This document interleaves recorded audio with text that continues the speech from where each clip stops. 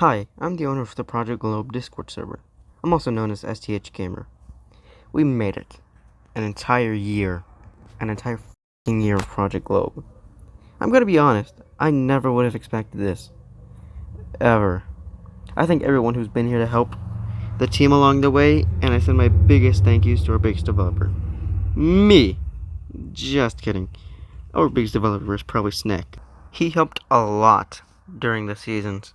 He even ran them entirely while I was out and about. He's done with that now. I don't blame him. Currently, I'm hoping that one day we'll be able to reach over like 500 members. That would be so cool. Anyways, I want to go over a history of Project Globe and how it started. So one night, I was laying in bed wondering, hey, what if I started my own country with its own flag and borders and stuff? Well, hypothetically. So I went on Discord and hit up my friend Nate. I was like, hey, what if we did a contest where we made our own country, where we made our own flag and borders to see which one is the best? And he was like, sure, let's make a Discord though, so it's easier to sort.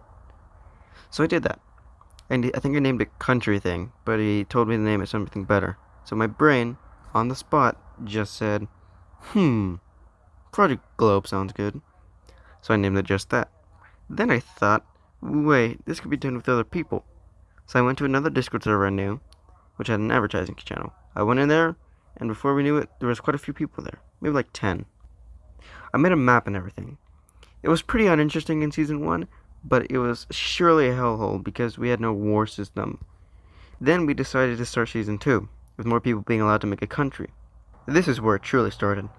A more extensive video on the season will be made eventually, but this season really made it quote-unquote blow up. There were a lot of countries, and it was really active from wars and political stuff. This was also the season where lore was introduced. We started out by making random nations disappear. Once the last nation disappeared, we made it tie into the next season by having a Pangea map. If you don't understand it, these countries were traveling back in time. It was a cool season. We had the map as Pangea at the beginning, and slowly it would transform into the current world map we all know and love, or hate, today. I would say this is where the downfall of Project Globe Legacy was. Season 4 began with a weird time alien species that invades Earth and creates a nation in the general region of Mexico. This sounds good in theory, but the main problem was if you lost a war, you would be gone, and you would be forced to make a new nation. Many users hated this, but they put up with it. Then I thought it would be a good idea to make a season centered around the movie Interstellar, which, to be fair, it fit perfectly. Basically, the main premise was that since the alien species was beginning to take over the world, humans had no choice but to leave Earth and go through a wormhole found near Saturn a few years back. Sounds familiar, doesn't it? Well, we launched a season, which would be the last active season of the server. The main gimmick of the season was that every week we would change maps to simulate humans migrating to a different planet to find a possibly more habitable one. It was cool at first, but eventually people got tired of it, and by the time we got to the second to last map, the server died. So I came up with a plan. A fresh start. On a new server. A new beginning. That's exactly what I called the next server. Project Globe, a new beginning. It was completely different, with a completely different war system and its main gimmick, no lore. Which at this point, users just like. The first two seasons were the same as Legacy.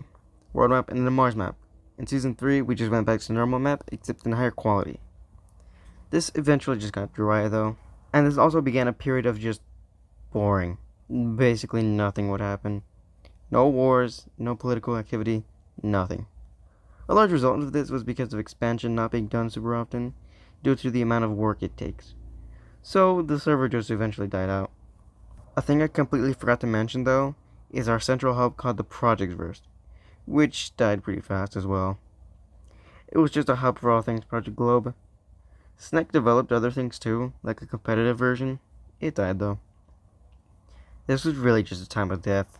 Then I thought about bringing back an old successful spin-off, named Project Globe Millennium Dawn. It was basically just being able to control modern countries. So after around a week and a half of work, I released it. And now that I think of it, Millennium Dawn was what killed Project Globe 2, also known as A New Beginning. And we get to where we are now. We just finished Season 1 of Millennium Dawn, and now Season 2 has started, which is a World War I map. It's pretty cursed though. Anyways, that's pretty much your entire history. I'll probably make some full-on videos that go more in depth, but that's pretty much it for now. If you want to join, check the link in the description and the comments. Hope to see you there.